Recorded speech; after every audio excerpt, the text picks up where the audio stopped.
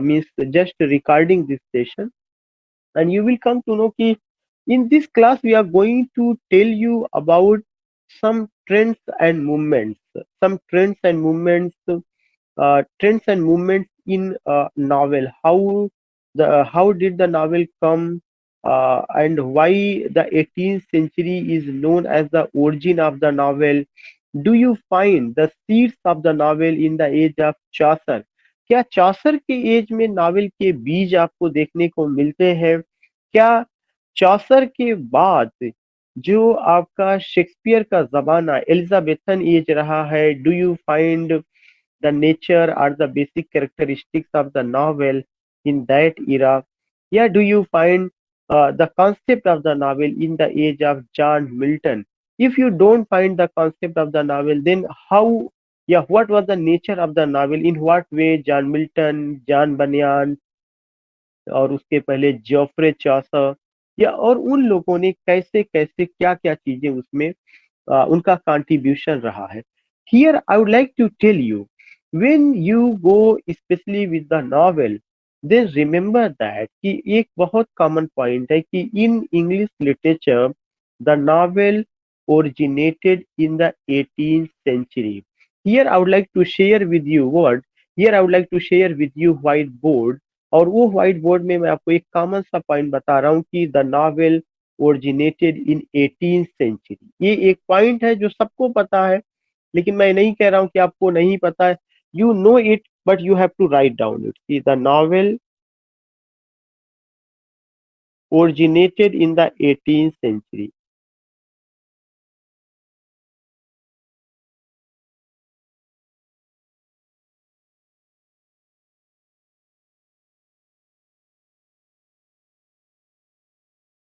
जो नावल है वो 18th सेंचुरी में इसका ओरिजिन होता है.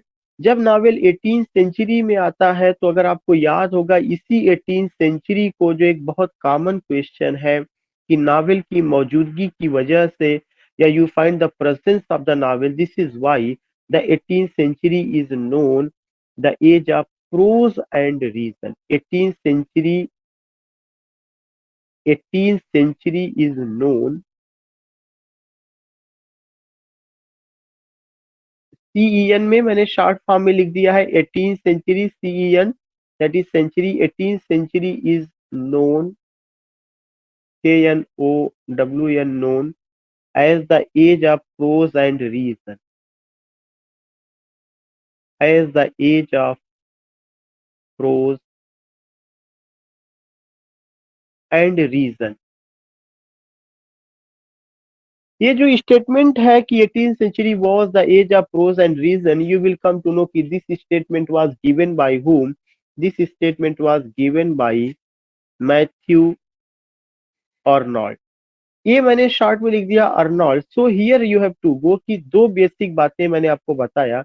When you talk about novel, specially English novel, तो English novel you can say it originated in the 18th century, and 18th century is known as the age of prose and reason. And this particular statement was given by whom? This particular statement was given by Matthew Arnold. तो दो point ये बनता है. अब सवाल ये उठता है कि अगर 18th सेंचुरी में नॉवेल आया तो उस समय जो नॉवेल आया उसके कौन से इंपॉर्टेंट प्रैक्टिशनर थे, या who were the novelist who contributed in the field of the novel. तो जो तीसरा पॉइंट आपको ध्यान में रखना है, वो तीसरा पॉइंट आपको क्या ध्यान में रखना है कि 18th सेंचुरी में एक कॉन्सेप्ट आता है, और वह कौन सा कॉन्सेप्ट है? Four wheels of the novel. WHEELS, four wheels of the novel. 18th century में एक कॉन्सेप्ट आता है, और इस कॉन्सेप्ट का क्या नाम है? Four wheels of the novel.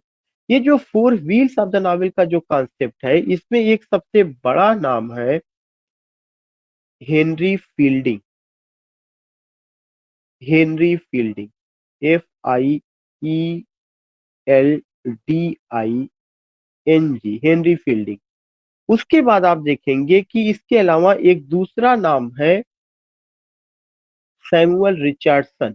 SAMUEL, Samuel Richardson, RICHARDSON. Tobierson।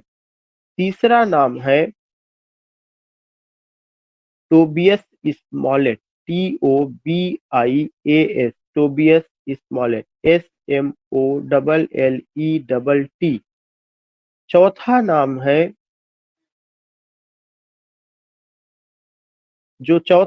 है, जो फोर्थ नेम है, लॉरेंस ईस्टन, Laurence,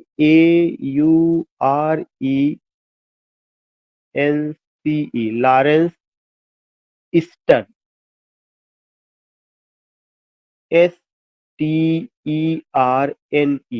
मैं ये जानना चाहता हूँ कि मैं जल्दबाजी तो नहीं कर रहा हूँ, क्या आप लोग सब चीजें लिख ले रहे हैं? Yes, sir. पहले लिख लीजिए। Yes, sir. Okay okay okay, Yes, sir. So I am telling you, या ठीक है, ठीक, ओके ओके। मैं ये बात बता रहा हूँ कि जो मैं शुरू किया हूँ कि नॉवेल पे किसी राइटर को लेने से पहले ये हमें जरूरी है कि नावल कब आया, उसकी मौजूदगी का एहसास कब होता है, and when do you find the presence of the novel. If you find the presence of the novel in the 18th century, तो 18वीं शताब्दी का नेचर क्या था, कैरेक्टरिस्टिक्स क्या थी, किनको क्रेडिट दिया जा सकता है। तो नावल 18th सेंचुरी में आया। 18th सेंचुरी को age of prose and reason कहा गया, क्यों कहा गया? क्योंकि you find the presence of the novel, और एक लिटरेचर का नया जानरा जो है उसका प्रेजेंस हम देखते हैं, और इतनी तेजी के साथ वो ब्लूम करता है, इतना तेजी के साथ वो फ्लरिश करता है कि you will come to know कि जो जितने अलग चीजें, जैसे ड्रामा जो था, पोइट्री जो थी, ऐसा लगता है कि उन सब से कहीं ज्यादा आगे निकल गया। इसकी पॉपुलैरिटी आप विक्टोरियन एज में देखेंगे, the popularity of the novel, and you find कि Victorian age was the golden age of the novel. तो 18वीं शताब्दी से जो चीजें शुरू होती है, 19th सेंचुरी तक जाते जाते उसकी पॉपुलैरिटी को we can feel, we can understand. और मॉडर्न एज में तो तमाम तब्दीली होती है, तमाम तरह के नावल आते हैं मॉडर्न एज में। कैंपस फिक्शन आता है, डिटेक्टिव फिक्शन आता है, साइकोलॉजिकल नावल आता है। नावल में एक नई टेक्निक का इजाद होता है, और वह जो टेक्निक थी उसको स्ट्रीम ऑफ कॉन्शसनेस टेक्निक कहा जाता है। सो ये सब चीजें तो है जो हमें आगे चल करके आज के ही लेक्चर में बात करनी है। लेकिन मैं आपको ये बताना चाहता हूँ कि four wheels of the novel इतना ज्यादा इंपॉर्टेंट है, इसका नाम आपको पता होना चाहिए कि four wheels of the novel में हेनरी फील्डिंग आते हैं। दूसरा नाम आपका कौन सा है? सैमुअल रिचर्डसन का है। तीसरा नाम आपका टोबियस स्मॉलेट का है। चौथा नाम आपका लॉरेंस ईस्टन का है। अगर आप देखेंगे कोई भी एग्जामिनेशन जो होता है, अगर नावल की बात होगी तो वो किसी न किसी तरह से यहाँ से क्वेश्चंस को उठाता है। कैसे क्वेश्चन उठाता है? एक जो क्वेश्चन बनता है उसमें एक बहुत इंपॉर्टेंट क्वेश्चन कि ये जो four wheels of the novel है, इनके चारों का नाम पता होना चाहिए, प्लस इनका क्या कंट्रीब्यूशन रहा। तो मैं उस पार्टिकुलर चीज को नोट करके आपको यहाँ पर लिखवाना चाहूंगा। आपको नोट करके लिखना है कि जो ये four wheels of the novel रहा है, इसमें से हेनरी फील्डिंग को फादर ऑफ इंग्लिश नावल कहा जाता है। Henry Fielding, Fielding, Henry Fielding is known, Known, is known as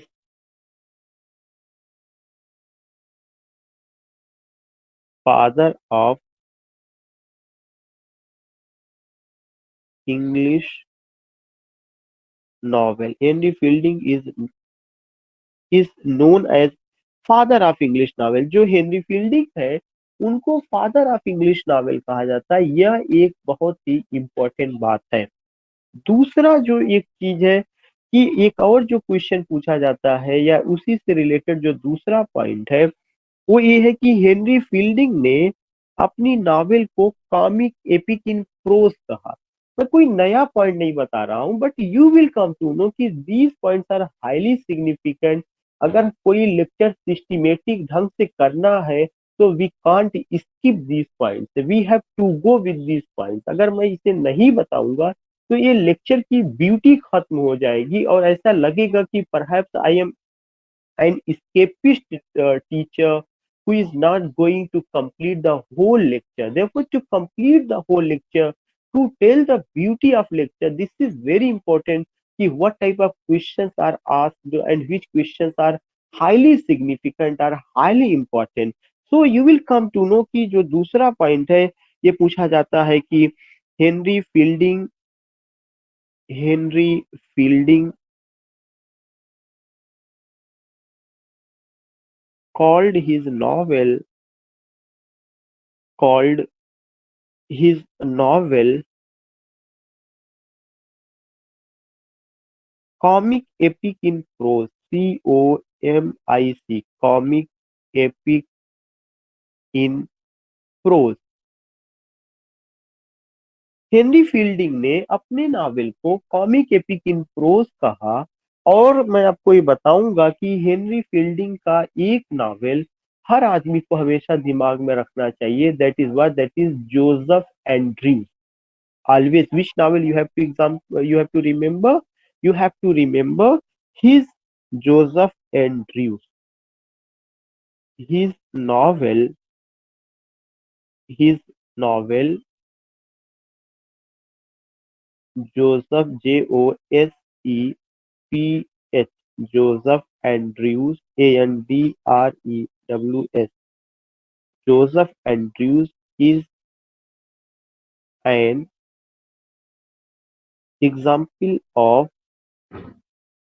his novel. Joseph Andrews is an example of epistolary novel. Epistolary novel.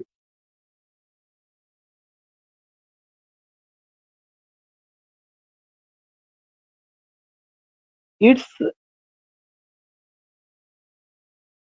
the parody of it's the parody of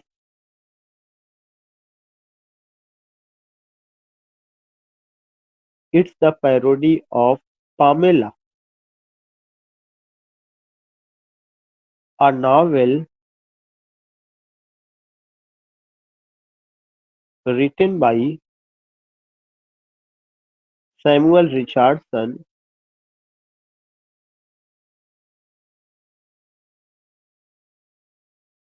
Samuel Richardson in epistolary form.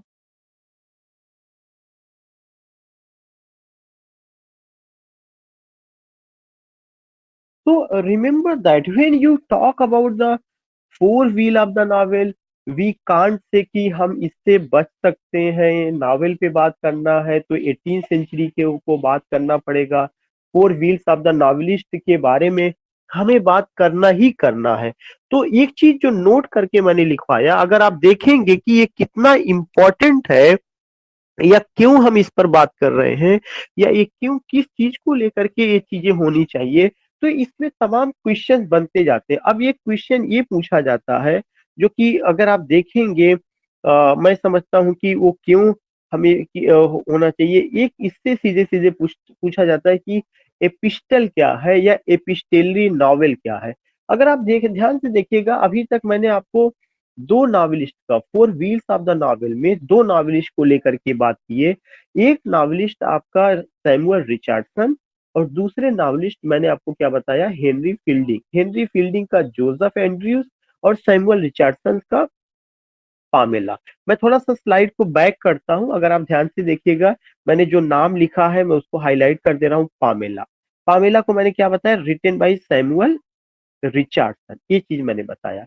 और फिर मैंने आपको क्या बताया कि Pamela किसमें लिखा गया, एपिस्टेलरी नावल है। अभी मैं आकर के एपिस्टेलरी पे बात करूंगा कि एपिस्टेलरी क्या होता है। उसके पहले जो मैंने बताया आपको जोसेफ एंड्रयूज को लेकर के मैंने बताया, और मैंने बताया कि यह क्या है, पैरोडी है। और यह एक तरह का एग्जाम्पल है किसका, एपिस्टेलरी नावल का। It's the parody. किसका पैरोडी है, ये आपका पामेला का पैरोडी है। एक्चुअली में जो पामेला है उस पामेला का सब टाइटिल है वर्च्यू रिवार्डेड। पामेला जो है अगर आप देखेंगे कि फीमेल एक कैरेक्टर है और उस फीमेल कैरेक्टर को लेकर के पूरा नावल लिखा गया। इसका मतलब कि चाहे जोसेफ एंड्रयूज हो चाहे पामेला हो, ये दोनों नावल कैरेक्टर ओरिएंटेड नावल है। मेरे शब्दों को आप ध्यान से सुनिएगा, ये दोनों नावल कैसा नावल है, कैरेक्टर ओरिएंटेड नावल है। कैरेक्टर ओरिएंटेड नावल कौन सा नावल होता है? कैरेक्टर ओरिएंटेड नावल वह नावल होता है जिसमें कैरेक्टर को लेकर के बात की जाती है और उसकी साइकी को प्रेजेंट किया जाता है कि जोसेफ एंड्रयूज आखिर अगर एक मेल है, एक मैन है, एक आदमी है, तो उनका नेचर क्या है, उनके नेचर को तवज्जो दिया जाता है, उनके नेचर को सेंटर में रख करके बात की जाती है। ऐसे ही पामेला अगर एक औरत है तो उनको क्या समस्या है, उनका क्या नेचर है। अगर पामेला एक वर्च्यू रिवार्डेड है, अगर पामेला अपनी आप कह सकते हैं कि सिंबल ऑफ चैस्टिटी है, सिंबल ऑफ सैंक्टिटी है, पवित्रता का प्रतीक है, अगर वो अपनी आबरू को बचाने के लिए, अपनी इज्जत को बचाने के लिए मर्यादा को में अगर वो मीन्स अगर उसको फॉलो करती है, तो इसी तरह से एक कैरेक्टर गढ़ा गया और ये दिखाने की कोशिश की गई कि इज्जत, आबरू, मर्यादा ये केवल औरतों के साथ नहीं जुड़ा है या उन्हीं के साथ नहीं गढ़ा गया है, बल्कि ये उतना ही इम्पोर्टेंट है, किसके लिए? पुरुषों के लिए भी इम्पोर्टेंट है। तो जोसेफ एंड्रयूज जो कैरेक्टर है, जिनको सिड्यूस करने की कोशिश की जाती है, वो कैसे उस सिडक्शन से अपने आप को बचाते हैं, कैसे वे लड़ते हैं, कैसे वे उस मर्यादा की बात जो की गई है, जो तमाम तरह की समाज में वर्ड यूज किए गए जाते हैं कि एक अच्छा पुरुष कौन है, उसके लिए कितना ज्यादा एक अगर someone try to seduce a male, अगर कोई फीमेल किसी मेल को सीड्यूस करने की कोशिश करती है, तो वह जो है अपने आप को कैसे जो है स्ट्रगल करता है, अगर उसके अंदर चरित्र है, कैरेक्टर है, अगर उसके अंदर, या अगर उसके अंदर एथिक्स है, मोरालिटी है, गुडनेस है, वर्च्यू है। तो 18वीं शताब्दी के समाज में जिन कैरेक्टर को लेकर के बात की गई, वहां परियों की कहानी नहीं है, वहां पे किसी दूसरे ग्रह की कहानी नहीं है, वहां पे आप ये देखेंगे कि किसी राजा और रानी की कहानी नावल में नहीं बात की गई है, बल्कि जोसेफ एंड्रयूज और पामेला वो मिडिल क्लास से लोअर मिडिल क्लास के कैरेक्टर हैं, जिनकी अपनी जिंदगी जीने का तरीका है, जो सर्वेंट का भी रोल प्ले करते हैं और जिनको जो है सीड्यूस किया जाता है। तो जब जो है सैमुअल रिचर्डसन ने पामेला के किरदार को दुनिया के सामने रखा, तो उसको एक पक्ष एक एक तरह से एक पक्षी माना गया और ये दिखाने की कोशिश की गई कि शायद औरतों के लिए इज्जत, आबरू, मर्यादा और आप कह सकते हैं कि ये सारी जितनी भी चीजें हैं, सैंक्टिटी, चैस्टिटी, हॉलीनेस, सैक्रेडनेस, पवित्रता, एथिक्स, मोरलिटी, गुडनेस, वर्च्यू, ये औरतों के अकाउंट में बहुत ज्यादा ढाल ढाल दिया गया और हमेशा जो है उन्हीं का ट्रायल हुआ। चाहे वो महाभारत का केस आप देखेंगे, चाहे आप रामायणा में देखेंगे, या दुनिया के और जितने भी एपिक्स हैं उसको देखेंगे, या क्रिश्चियनिटी का कॉन्सेप्ट लेकर के देखेंगे कि आखिर आ, एडम को ईव ने बहकाया, जो तमाम चीजें, तो हमेशा जो ट्रायल हुआ है वह किसका हुआ है? वीमेन का हुआ है। लेकिन ये चीज जो अगर आप देखेंगे एक पक्ष ही रहा है और इसमें आप देखेंगे कि जोसेफ एंड्रयूज जो नॉवेल है, इस you will come to know कि Henry Fielding tries his best to tell that these things which come in the account of women, that is not only the part of women, but that is also the part of whom, that is also the part of the male character. तो parody का मतलब उसका duplicate है, नकल की गई है, लेकिन वर्च्यू की बात केवल वीमेन के अकाउंट का हिस्सा नहीं है। वर्च्यू की जो बात है, it's also the part of home, it's also the part of of you can say कि मेल लाइफ का हिस्सा है, मेल सोसाइटी का हिस्सा है, उनके अपने अकाउंट का हिस्सा है। इस चीज को समझने की जरूरत है जो 18वीं सेंचुरी के नावल में ली गई। इसका मतलब कि वो उस समय के जो नावल है कैरेक्टर ओरिएंटेड है। कैरेक्टर जैसे शेक्सपियर की ट्रेजिडी में कैरेक्टर प्रधान है, कैरेक्टर प्रधान का मतलब कि characters are in leading position. Shakespeare की ट्रेजिडीज में प्लॉट उतना इंपॉर्टेंट नहीं है जितना कैरेक्टर इंपॉर्टेंट है। ऐसे ही 18वीं सेंचुरी का कुछ नावल है जहां पर आप देखेंगे कि वे कैरेक्टर ओरिएंटेड नावल है। उनका चरित्र, उनकी सोच, उनका अपना आइडियोलॉजी, वे ऑफ लिविंग, उन सब चीजों को, उनकी साइकी को प्रेजेंट करने की कोशिश की गई है। तो ये क्या है? Character oriented. लेकिन इसको प्रेजेंट करने का जो तरीका अपनाया गया है, that particular thing is what, that particular thing is the epistolary form of the novel. ये अब एक इम्पोर्टेंट पॉइंट बनता है जो मुझे आपसे डिस्कस करना है, और वह चीज क्या है, that is the epistolary form. यहाँ से क्वेश्चन पूछा जाता है तो आपको ये हमेशा ध्यान में रखना है कि जो एपिस्टेलरी है, यह क्या चीज इंडिकेट करता है। एपिस्टेलरी इज अ लैटिन वर्ड। जो epistolary is a Latin word. Something Kumarji has not muted. It's my humble request to Kumarji, mute yourself. Epistolary या epistle, EPISTALORY. Epistolary novel refers to the novel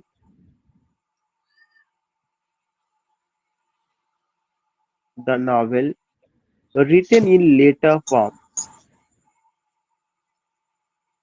Written in later form. ये चीज जानना बहुत जरूरी है कि जो एपिस्टेलरी novel है वह एक ऐसा नावल है जो लेटर फॉर्म में लिखा गया है।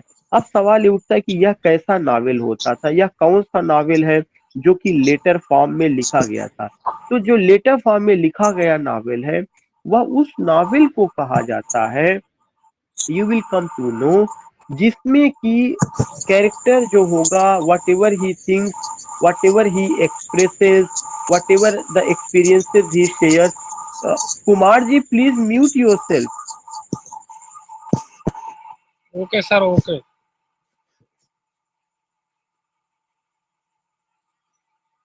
So I was saying, what I was saying, कि when you, Kumar ji, please mute yourself, because remember that it's a class and the whole thing is going to be recorded, my dear.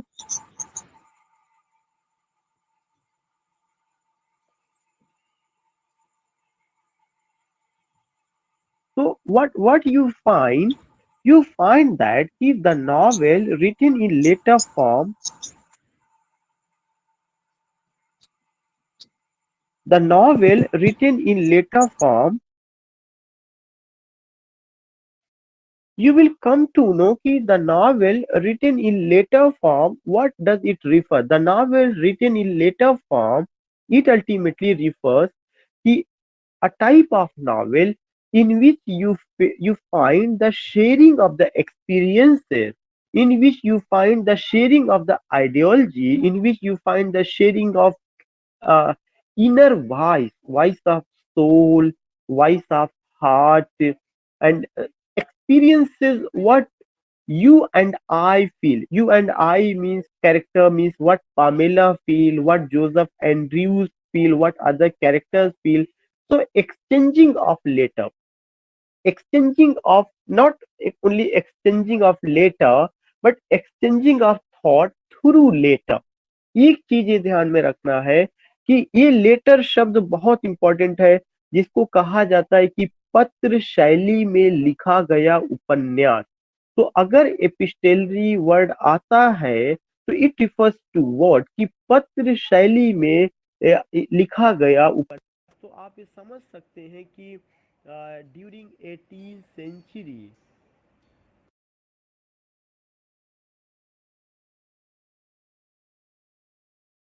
Voice नहीं आ रही है। Sir call पर हैं। Thank you Rakesh ji. did you get my, are you getting my voice? Yes sir. Yeah, can anyone take? Yeah, yes okay. Yes sir. So, Yes, sir. Yes. so, okay.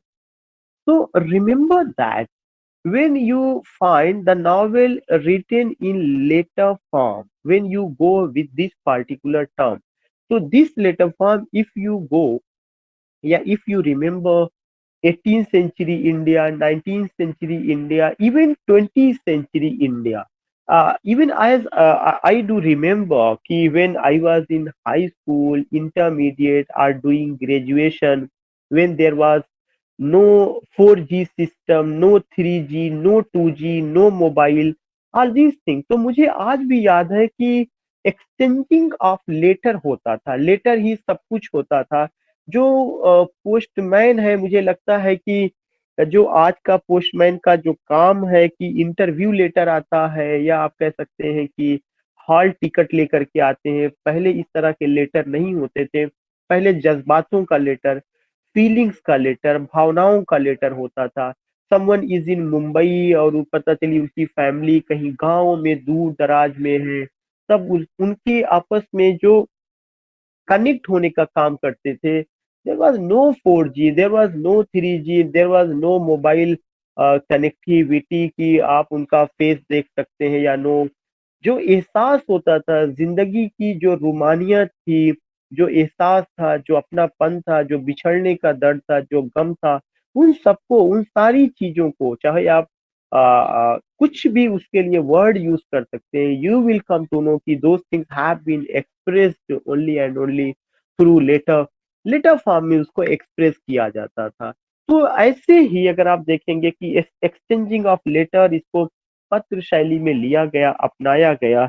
और एक बहुत important point आपको देखने को मिलेगा कि उसी समय एक बहुत इंपॉर्टेंट पॉइंट कि वो जमाना तो था, लेकिन 21st सेंचुरी के इंडिया को गर्व करना चाहिए कि 21st सेंचुरी की इंडिया का एक नावल ऐसा है जिसको कि मैन बुक ऑफ प्राइज, या सॉरी बुक ऑफ प्राइज मिला, और वह नावल भी लेटर फॉर्म में है।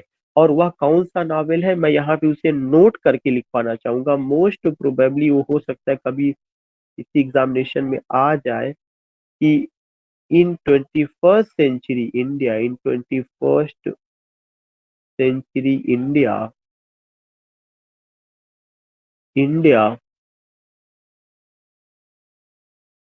a novel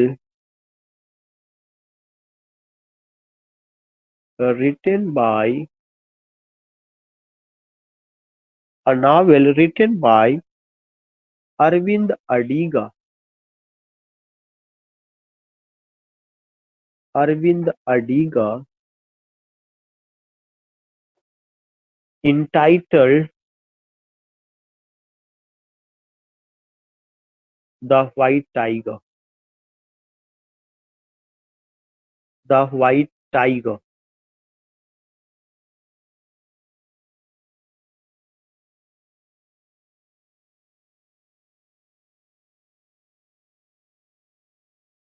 The White Tiger.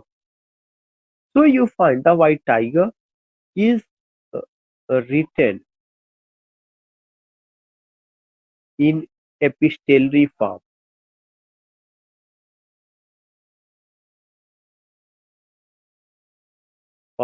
It won Booker Prize. It won Booker Prize.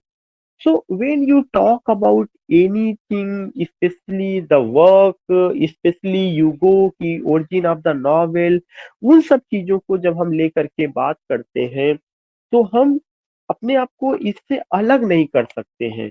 हमें उस पॉइंट को लेकर के चलना पड़ेगा, हमें उस पॉइंट को लेकर के बात करनी पड़ेगी, और हमें उसका ख्याल रखना पड़ेगा कि रियली में कौन सी चीज ऐसी रही है जहाँ पे हमें देखते हैं कि नावल का एक रूप हमें वहां पे देखने को मिलता है, या नावल अगर आया तो कैसा था, उसकी क्या कंडीशन थी, किस सिचुएशन में वो नावल फ्लारिश होकर के हमारे सामने आता है। So when you go with these means when you go with these writers, you find that कि in what way they are significant, या what the contribution उनका क्या रहा है, और कैसे हम उनको समझ सकते हैं।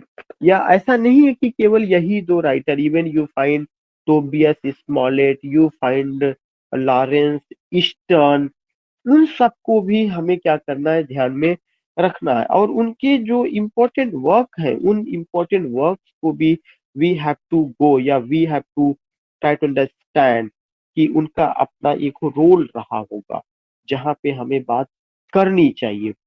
तो अगर आप इस पर देखेंगे, तो just I want to tell you कि एक अगर if you go with my book, तो उस मेरे बुक में मैं थोड़ा सा आपको ये बताऊंगा। एक सेक्शन है अंडरस्टैंडिंग नॉवेल करके, जैसे you find understanding poetry, in the same way you find understanding novel, page number 55। If you go, you will come to know कि उसमें कई बातें की गई हैं, बहुत सारा चीज रहा है, जितनी बातें हम यहाँ पे कर रहे हैं उसको भी लेकर के बातें की गई हैं। बट यहाँ पे मैं कुछ और चीजें आपसे शेयर करना ये चाहता हूँ कि जो टोबियस स्मॉलेट है, जैसे हमने हेनरी फील्डिंग को लेके बात किया, जोसेफ एंड्रयूज का बात किया, पामेला को लेके बात किया। पामेला का मैंने बताया इसका एक नाम वर्च्यू रिवार्डेड भी है। और मैंने आपसे एक चीज ये भी शेयर किया कि four wheels of the novel में फोर राइटर्स हैं। सैमुअल रिचर्डसन को लेके बात हुई, नावल कैरेक्टर ओरिएंटेड नावल को लेकर के बात हुई है, और एपिस्टेली नावल को लेकर के बात हुई है।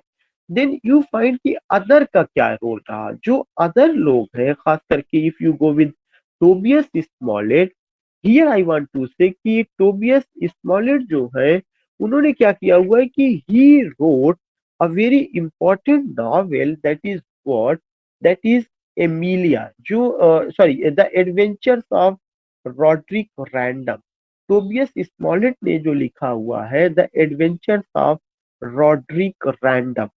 तो रिमेंबर दैट कि if you go with Tobias Smollett, TOBIAS, Tobias Smollett, SMOLLET, Tobias Smollett, you find हुम, एक तो उनका जो नॉवेल है वो आपको कौन सा ध्यान में रखना है, the adventures of Roderick Random. The adventures of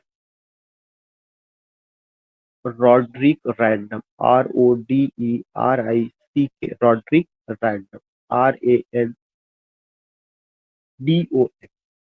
the adventures of Roderick Random, you have to remember, एक पॉइंट ये ध्यान में रखना है।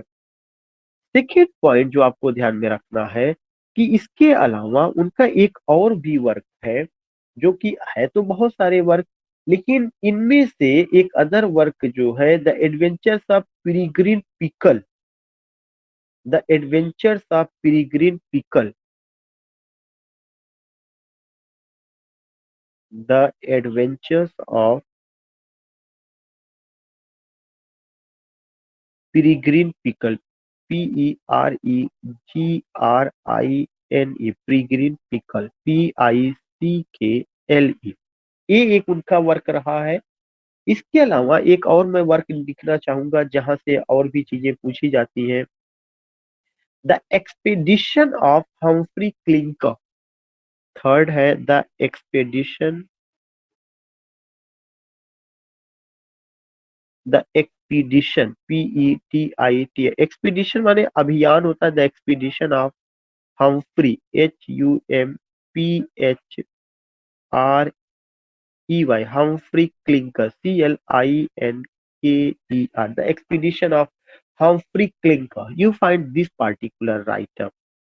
नाउ अब अगर आप इनको लेकर के बात करते हैं या इनको लेकर के अगर आप चलते हैं, तो आपको ध्यान में रखना है कि मैंने एक बात बताई हेनरी फील्डिंग का जोसेफ एंड्रयूज, सैमुअल रिचर्डसन का पामेला, पामेला का ही सब टाइटल है वर्च्यू रिवार्डेड।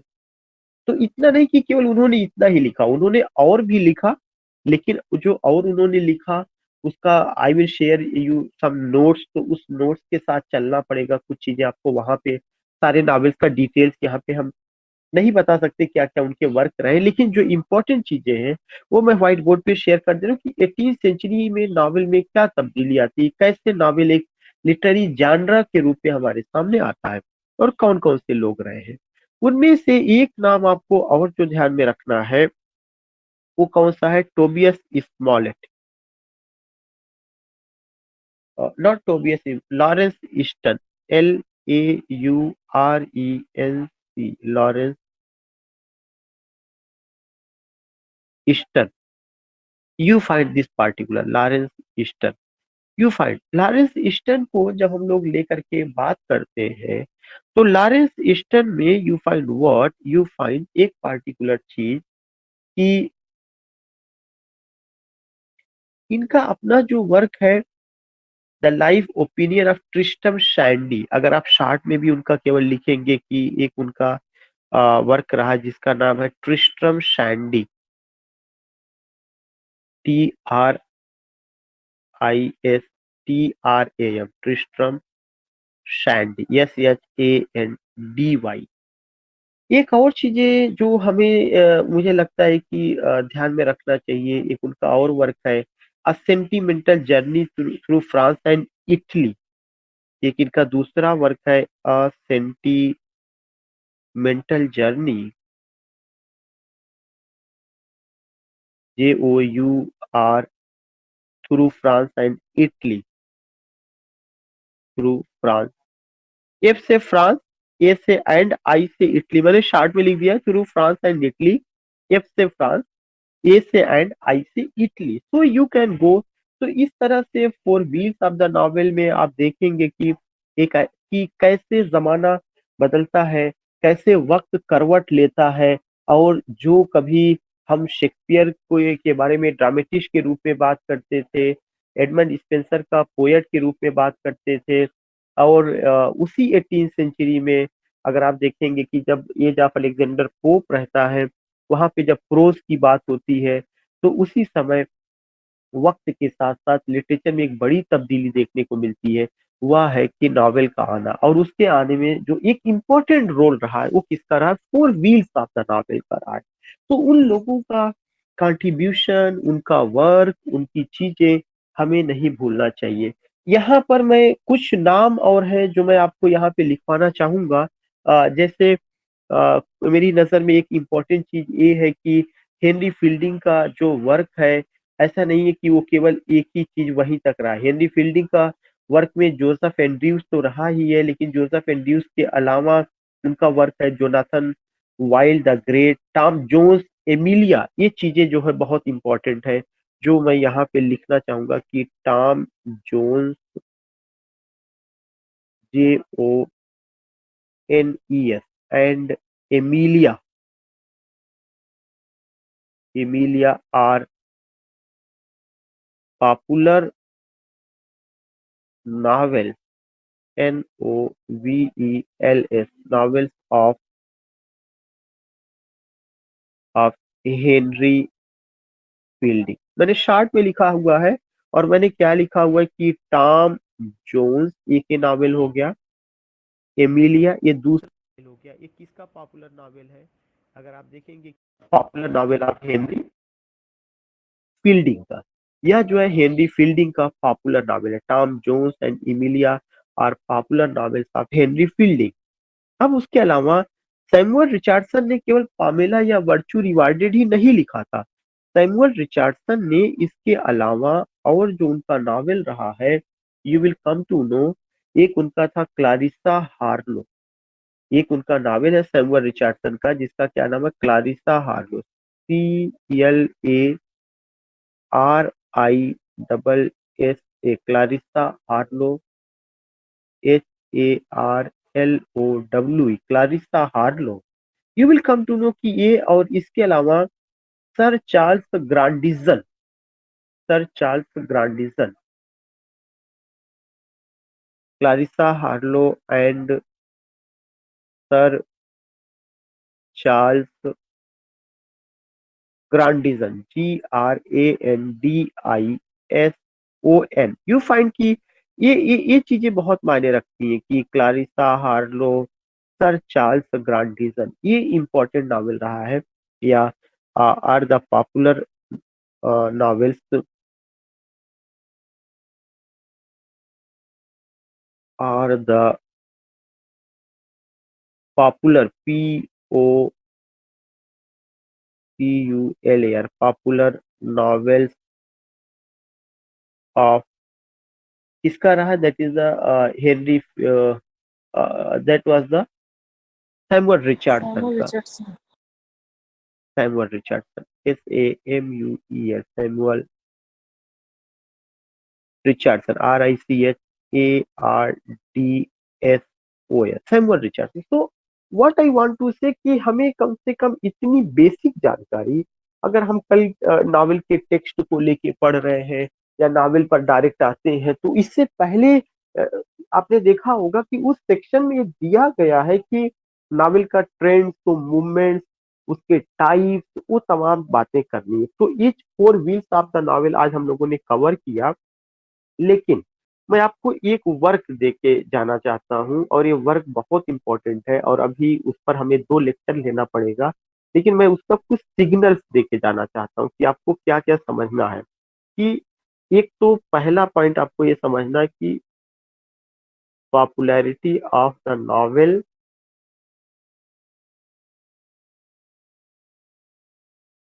इन 18th सेंचुरी। जो पॉपुलैरिटी ऑफ द नॉवेल है वो 18th सेंचुरी में पॉपुलैरिटी का क्या कारण था। सबसे पहला जो पॉइंट है, आपको ये बहुत डीप में समझना है। एक चीज मैं आपको बता दूं कि जो चीजें हम लोगों का पीजीटी या टीजीटी के चीजों को देख करके आपको समझना है कि ये चीजें क्यों इंपॉर्टेंट है, हम इस पर क्यों, ये पॉइंट्स आपको नोट करना है और उसको हमेशा ध्यान में रखना है कि पॉपुलैरिटी ऑफ द नॉवेल क्यों रहा है। एक तो सबसे पहला चीज की 18th century was the age of prose and reason, ये अपनी जगह है। लेकिन इसके अलावा 18th सेंचुरी जो था वह मिडिल क्लास का एज था। एक पॉइंट, मिडिल क्लास के आने से नावल की पॉपुलैरिटी बढ़ी है। क्यों? क्योंकि नावल में जो कैरेक्टर्स हैं वे मिडिल क्लास से आए हुए हैं, जो उसके लेखक हैं वो भी मिडिल क्लास से आए हुए हैं। ड्रामा में राजाओं की कहानी है। इवन अगर आप देखेंगे कि आल फॉर लव जो था, जो कि जॉन ड्राइडन के समय में आया हुआ है, जो उसमें एरिस्टोक्रेटिक क्लास, उस कल्चर को लेके बात की जाती है। लेकिन जो नावल होता है वह जो नब्ज टटोलता है वह मिडिल क्लास के लोगों की नब्ज को टटोलता है, मिडिल क्लास के लोगों की बात करता है। तो popularity of the novel in 18th century में एक इंपॉर्टेंट पॉइंट है कि मिडिल क्लास का आना। दूसरा पॉइंट था, यह जो एज था ट्रेड एंड कॉमर्स का, ट्रेड एंड कॉमर्स,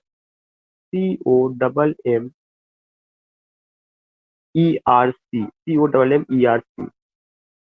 तीसरा पॉइंट था पीरियोडिकल एसे, PERIODICAL,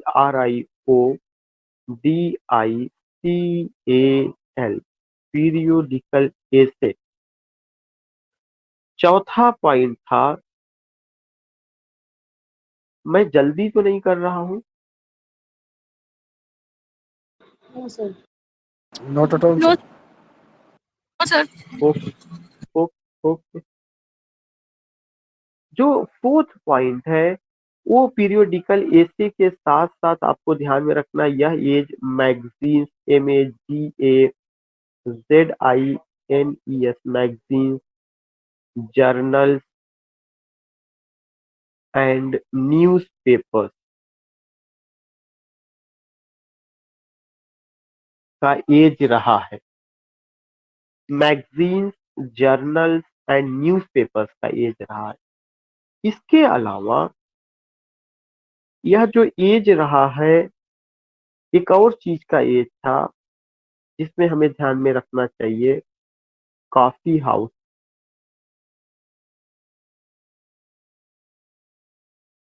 इन सब चीजों का and the age of reality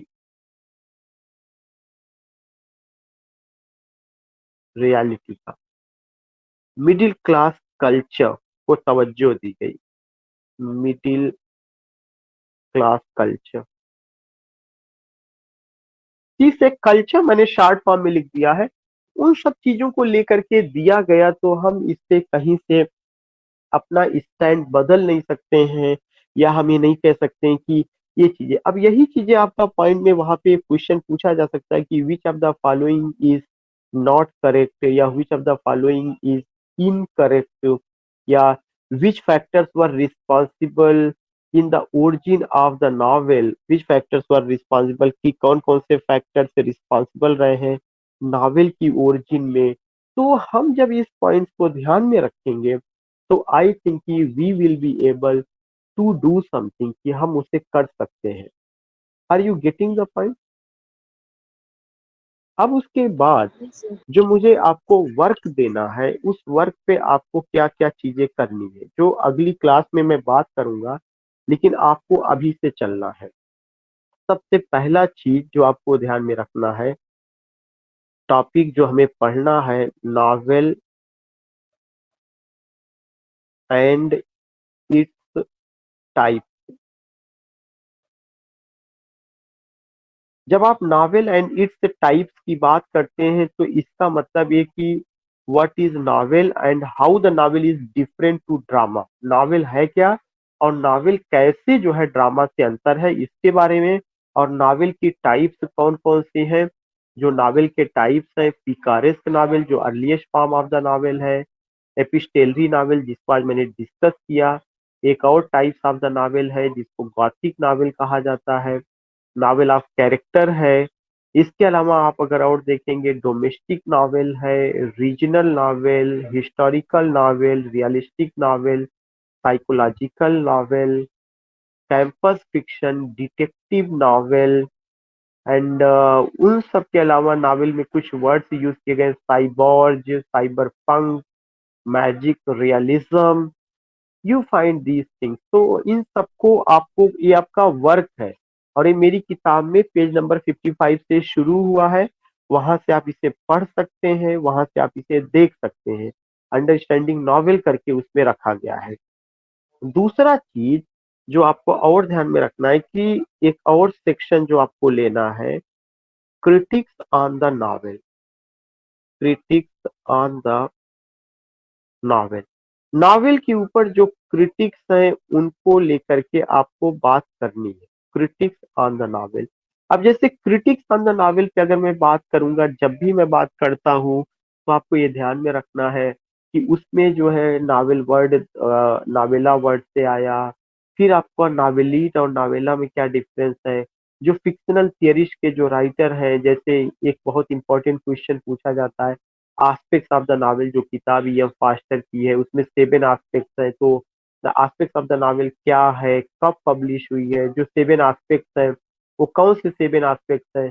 उसमें एक बहुत इंपॉर्टेंट पॉइंट दिया गया है, राउंड और फ्लैट कैरेक्टर का, कई बार पूछा जा चुका है।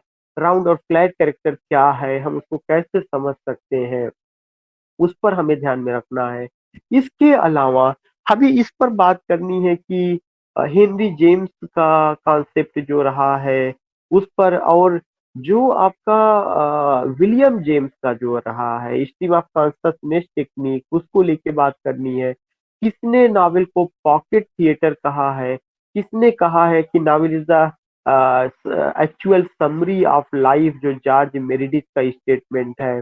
नावल को और किन लोगों ने क्रिटिक्स ने किस रूप में देखा है, या उसके बाद अगर आप देखेंगे कि एक बड़े क्रिटिक है जिनका नाम वेन सी बूथ है, उन्होंने नावल पे 2 किताबें लिखी हैं, the rhetoric of fiction, the company we keep. उनकी किताब में क्या नावल को लेके बात की गई है।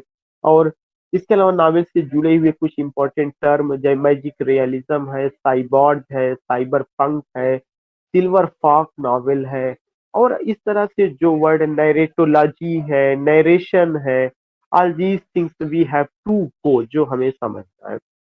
तो रिमेम्बर दैट, ये मैंने आपको होमवर्क बता दिया है। और इसके अलावा नावल में चौसर का भी कंट्रीब्यूशन रहा है, लेकिन वो कोई ऐसे ही मैं डिस्कस कर ले रहा हूँ, वो कोई लिखने वाली चीज नहीं है। कैसे कंट्रीब्यूशन, चूंकि नावल में स्टोरी होती है और स्टोरी टेलिंग मेथड चौसर ने शुरू किया था। चौसर के अलावा आप देखेंगे कि जो प्रोज रोमांस रहा है आपका सर फिलिप सिडनी का आर्केडिया, उसको भी क्रेडिट दिया जाता है। थॉमस लाज का जो रोजालिंड है उसको भी क्रेडिट दिया जाता है। बोकैसियो का जो डिका मीरान है उसको क्रेडिट दिया जाता है। दांते के डिवाइन कॉमेडी को क्रेडिट जाता है। और इसके अलावा आप देखेंगे कि डिवाइन कॉमेडी के अलावा यू फाइंड की पैराडाइज लास्ट, पैराडाइज रीगेंट, कुल मिला के जिसमें स्टोरी बताई गई, जिसमें नरेशन रहा है, उन सब में एक क्रेडिट दिया जाता है कि इन सब लोगों ने इसमें कंट्रीब्यूट किया हुआ है। And after it you will come to know कि नावल को लेकर के अगर जान बनियान को हम छोड़ देते हैं तो बेहतर नहीं होगा। जान बनियान का पिलग्रिम्स प्रोग्रेस है, या रेप ऑफ द लॉक भी जो मॉक एपिक रहा है, जहां पर भी कैरेक्टराइजेशन है, स्टोरी है, नैरेटिव फॉर्म है, नैरेटिव टेक्निक है, उन सबको एक क्रेडिट दिया जाता है कि they all contributed in the development of the novel. तो ये नाम हम ध्यान में रखना है। कल अगर होगा तो मैं एक बार लिखवा दूंगा, ये कोई भूल बहुत ज्यादा नोट करने वाली चीज नहीं है। कि चासर का कैंटरबरी टेल्स है, पैराडाइज लास्ट है, पैराडाइज रिगेंड है, जॉन बनियान का पिलग्रिम्स प्रोग्रेस है, आर्केडिया सर फिलिप सिडनी का है, थॉमस लाज का रोजालिंड। ये तो मुझे लगता है कि हम सब लोगों ने रटे हुए हैं, कोई ऐसी बड़ी चीज नहीं है। सो in this way, just now stopping to share this whiteboard, and now it's your time. The mic is in your hand. If you have any query, if you want to discuss anything, if you want to give your feedback regarding today's class, either on this platform or you can see in WhatsApp group, तो आप class को लेकर WhatsApp group पर भी अपने feedback को दे सकते हैं।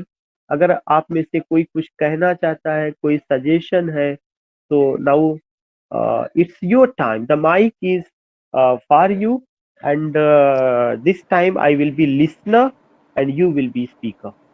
Yeah, Excuse me, sir. yeah, Vinod ji, sir नमस्कार।